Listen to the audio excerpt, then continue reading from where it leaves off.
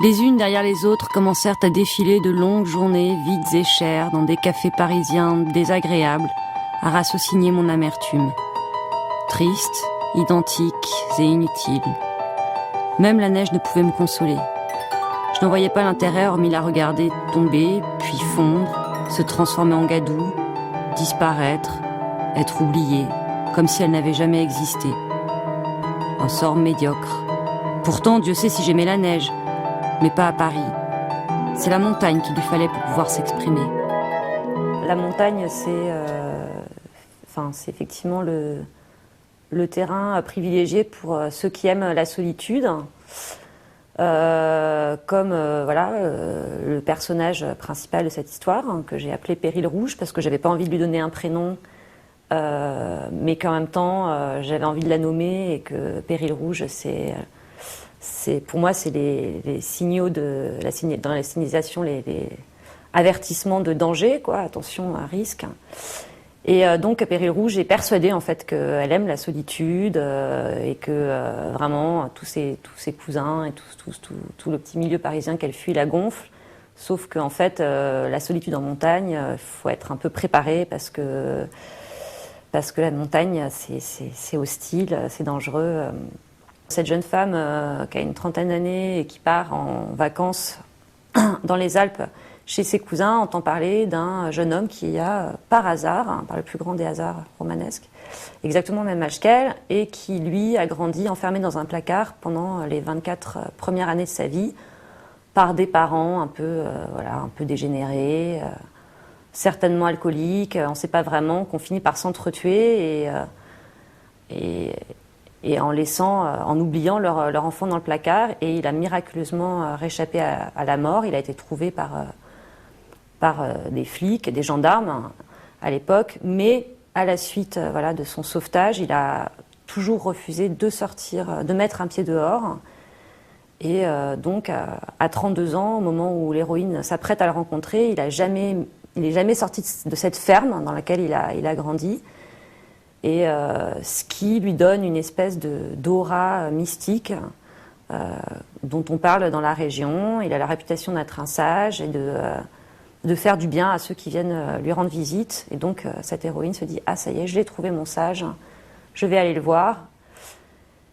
Mais il se trouve qu'en fait, au moment où il va ouvrir la porte et qu'ils vont se retrouver face à face, ce sage est en plus très beau. Et donc, elle va tout de suite tomber amoureuse de lui et ça complique un peu la quête spirituelle.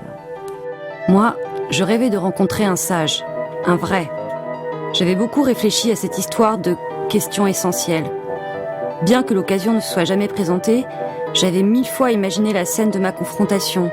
Un coup tombant en tailleur au pied d'un gourou indien, un autre m'envolant aux côtés d'un sorcier mexicain, selon l'influence du moment. Mais chaque fois, mon imagination s'arrêtait au moment où je devais poser la question. Alors que s'achevait dans la bonne humeur ce premier repas montagnard au coin de la cheminée, je prenais secrètement ma décision et allais me coucher aussi résolu qu'excité. Mon heure avait sonné. Demain, dès l'aube, je me mettrai en chemin, j'irai par la montagne, j'irai voir Polka. À travers cette rencontre, il y avait d'abord ce questionnement spirituel, cette idée que quelqu'un, quelque part, peut détenir la clé de notre existence, qui est quelque chose qui est une question sincère de ma part, même si je la traite de manière un peu humoristique.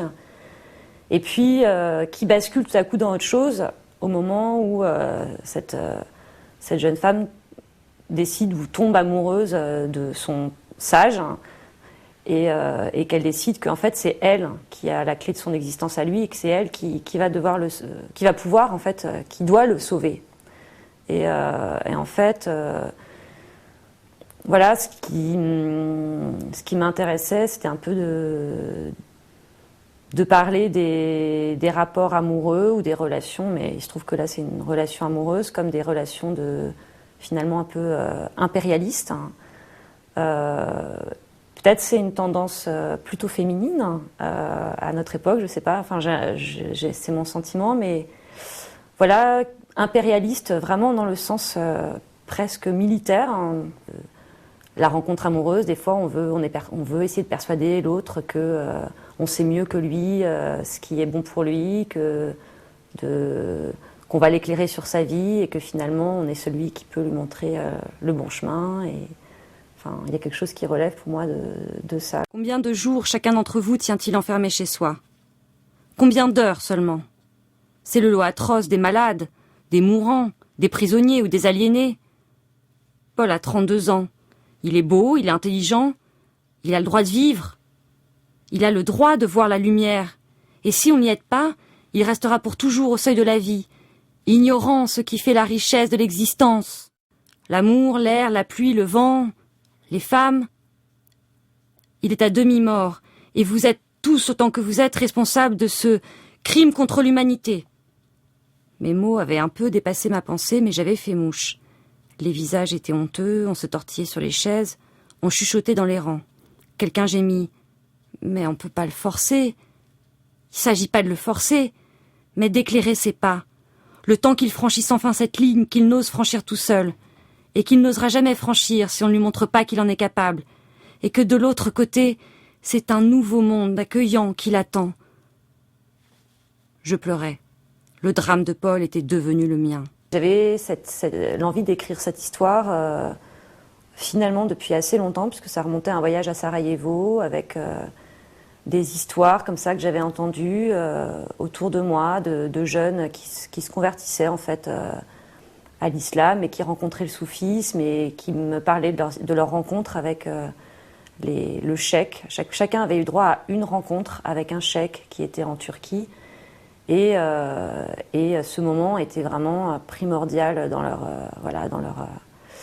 vie, dans leur aventure spirituelle. Et pour chacun, c'était une histoire différente. Et ça m'a beaucoup travaillé à l'époque.